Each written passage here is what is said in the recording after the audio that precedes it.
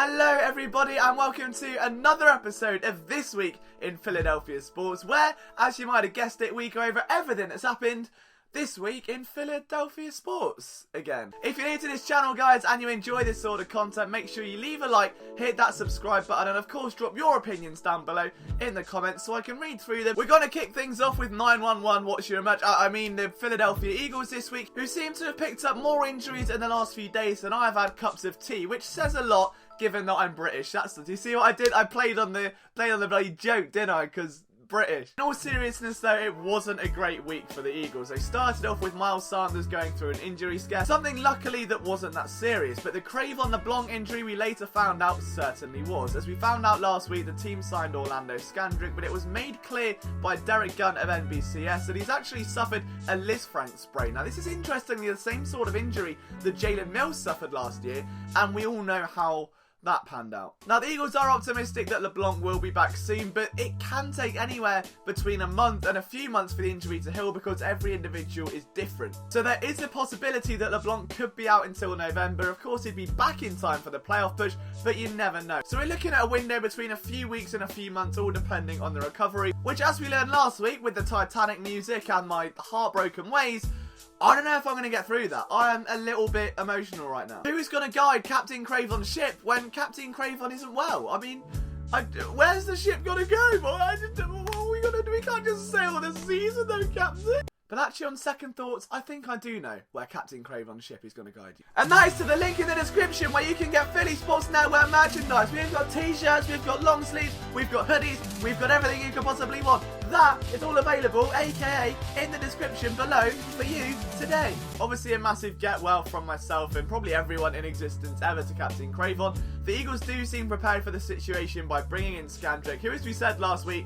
had a career high in passes defense last year, and he should theoretically be starting behind Sidney Jones in the nickel. Now that in itself is up for an entirely different debate. The cornerback position, if you were to put it to a song, will probably be the Ace of Spades by Motorhead right now. It's absolute chaos. You've got Rasul Douglas and Sidney Jones both balling out, but according to different people at practice, it looks as though that when Darby comes back, it'll be Maddox starting on the other side, which is going to leave Jones in the nickel, and then Rasul Douglas again, probably wanting to headbutt a wall, because I would do the same. We're going to have plenty of cornerback stuff coming over the next week, both here and, of course, at phillysportsnetwork.com. Tomorrow's training camp diaries for today's practice will be what you give me. Alright, I want you guys to be the scouts. So if you go to training camp, if you see something, if you observe something, hit me up on Twitter, send me a video, send me an observation, and I promise you, I will get it in tomorrow's video. So you guys, with recognition, if you're a budding YouTuber, if you're a budding analyst, if you want to be a sports writer,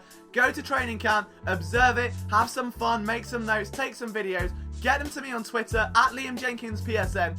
I will put them in the video tomorrow, feature you, give you a shout out, and I'm sure that's going to hopefully be a slightly unique video. Luckily, that's where the trouble... Oh, no, it didn't. It just started, really. It was a really tough week for the players that I really stand on this team, for the guys I want to root for, to get behind and see them do well, the underdogs on the roster. Cravon LeBlanc suffers an injury, Miles Sanders picked up an injury, and then the guy that I've said this offseason has Pro Bowl potential, that led the Eagles in special teams tackles in back-to-back years, that was primed for a big defensive breakout. He's injured. He's gone. So, grugier-hill, the linebacker, picks up a third-grade MCL sprain, which is heartbreaking. The good news is, it's a 6 to 8 week injury. That could have been a lot more serious. So, grugier-hill should be okay. The interesting question, though, becomes who takes over now. I put an article up on phillysportsnetwork.com, which is there, or maybe there, I haven't quite decided yet. It could be either. I think it could be a committee effort. I think Alex Singleton is very much an off-the-ball coverage linebacker. He could take those zone coverage reps when needed, while Nate Jerry, someone that is built in that same vein as Malcolm Jenkins, that bulked up by 20 pounds this offseason, he could come in and fill that middle linebacker spot. Let's not forget here that Paul Warrilow is still battling that ACL recovery, and I think Jerry, with that extra bulk, could move outside and take on the more man responsibilities, matching up against a tight end, matching up against a running back, and more importantly, coming down on blitzes. And that would leave LJ Fort, the guy who played in 72% of special teams reps last year for Pittsburgh, to pick up where Cammy's specialty left off. And wow, I've just said my whole article in 6 seconds. If you want to read that, there's no real point now. Wow. The other big news with this team was that they signed safety Jonathan Cyprian, a guy that's 29 years old, coming off a torn ACL, but before that 2017 season where he moved to Tennessee, had 4 back-to-back seasons of 100+ tackles. So he should come in and compete with Sendejo. I spoke very deeply on the Outside Insider podcast about what this means for the Eagles, and frankly, I don't know. I really don't know. A lot of people look at this and say, oh, it's depth. Oh, Sendejo's going to be cut for a 4th round pick. Oh, Trey Sullivan. I honestly don't know. You can look at this in a multitude of different ways. If they cut Sendejo, it's like, alright, they get what they want out of Cyprian in that same production for a late 4th round pick. Or do you think that, well, they were going to move Maddox to safety, now they don't, so Maddox stays at corner, which is why he's starting outside, and now Rasul Douglas can't get on the field. So I think it depends how this offseason shakes out, but I think that while it's a depth move, there could be more to it than meets the eye. It may be that Sendejo's cut for that comp pick. It may be that both of them shore up those safety spots. Let's not forget Rodney McLeod has only just rejoined 11-on-11 activities, none of which have been live hitting drills just yet. So maybe it's an insurance policy there. Maybe we're just going to see McLeod and then what would have been a combination of Watkins and Corey Graham in 2017 become Sende. Oh! That's for the podcast listeners. If you don't listen to the podcast, I've just your eardrums. Sorry about that. And then Jonathan Cyprian as well. And of course, guys, for daily training camp coverage, make sure you look in here. Well, not here, like in my room. That'd be a bit through the window. But if you're looking at this YouTube channel, we're going to have daily training camp recaps, except for tonight, because that'll be like 1 a.m. my time it kicks off. So I'll be doing that one tomorrow morning. But aside from that, every single day of the week, we're going to have training camp recaps up. If you want to see more stuff, if you want to see a particular focus on a player, or if you want to see a particular spotlight or a film room, let me know, guys. Obviously, I want to get the best content I can up towards preseason for you. I feel like training camp recaps is the best way to keep you in the loop. And obviously, that does take a priority over a film room, which for me may take 2 to 3 days to make. So I feel like this is the best way to get you guys the most consistent content. But if there's stuff you want to see or an area you want to see a focus on, I think Flylights last week said something on the salary cap. On that this week, just let me know down in the comments and I'll see what I can grind out. But on to the Philadelphia Phillies, and they are back in 2nd place. I just slapped my knees and that really hurt. 6-4 in the last 10, and they're 8 games off the Atlanta, which I don't know why I said that, because saying they're 8 games off the Braves is like saying I've got a Charlton shirt on, I'm 1 step away from playing for the team. The truth is, that couldn't be further from the truth. I am athletically inept, and the Phillies, I don't think, are going to catch the Braves at this point. But quickly on Charlton, they won their first game of the season yesterday, so if you are a borderline soccer fan, you don't know what team to support, first, the Philadelphia Union, we'll get to those guys later. Always support the local team. They're at the top of the Eastern Conference. And inside the River End, meet the Sons of Ben fans. Shout out to Jeffrey Mitchell and all of those guys for doing a great job. Tim Lovingeth, Jeff Green, Matt McLean, Matt Nissenfeld, they'll all be at the games. They'll be saying hello and giving you cuddles.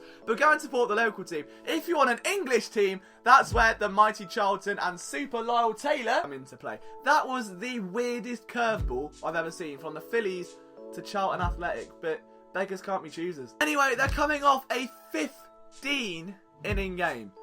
15 whole innings. So that is a long time. Baseball isn't exactly one of those games where it's known for its fast pace, but 15 innings was a slog and a half, and somehow still probably longer than my last relationship. So Phillies were aggressive at the deadline. They brought in 30-year-old Corey Dickerson. It's essentially a rental. He's only on a 1-year deal, but of course won the Golden Glove before and is coming off quite a good season. So I think this bolsters the bench somewhat. Does pose a question of, is the injury to Jay Bruce a little bit more serious than we thought?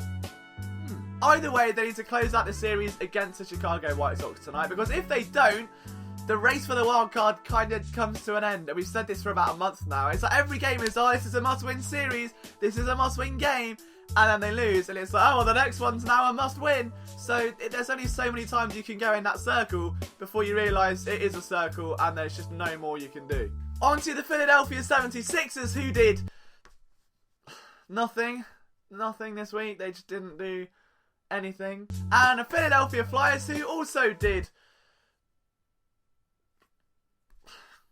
nothing. Somehow our writers at PSN are still grinding out content with mailbags and prospect interviews, but this has been tumbleweeds for quite some time with the Flyers. So the sooner winter rolls around and I was going to say the ice heats up and comes around to start again, we'll have plenty of Flyers coverage coming your way. Philadelphia Soul play a playoff game tonight. Ooh. So I believe they've already got themselves quite a substantial lead in a second leg of a playoff. So very much an English-style playoff. The old Charlton, eh?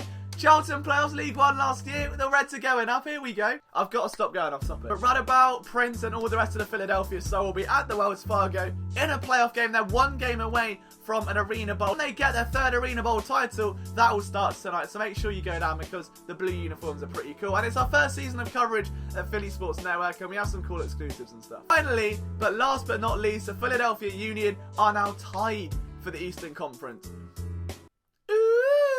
I mean, they were top by quite some way for a while, but as all the other teams caught up with their games in hand, they're now tied with Atlanta and face DC, who are fourth. So after a bizarre loss last week, they've got to come back swinging, come out, all guns blazing, and hopefully get themselves back to winning ways. So can they do it? You can find out a little bit later this evening. It's all happening. You've got the Phillies on, you've got the Soul on, you've got Eagles practice at Lincoln Financial Field. Guys, if you go into that, fantastic. Make sure you give me a shout on Twitter at Liam Jenkins PSN. I want to know what your takeaways were. So this is your chance. You want to be a part of this channel? I want you guys to be involved as much as I am. So get to training camp. Let me know what you're finding out. But that is it, guys, for another episode of This Week in Philadelphia Sports. If you enjoyed it, leave a like. If you don't, then don't. Myself, Liam Jenkins, I will see you next time. And of course, I'll be around tomorrow bringing you your episode of Training Camp Diaries, and a bit mine in case none of you send me anything, and I will cry. But until then, thank you for all of the support. It means the absolute world to me. I'll see you soon.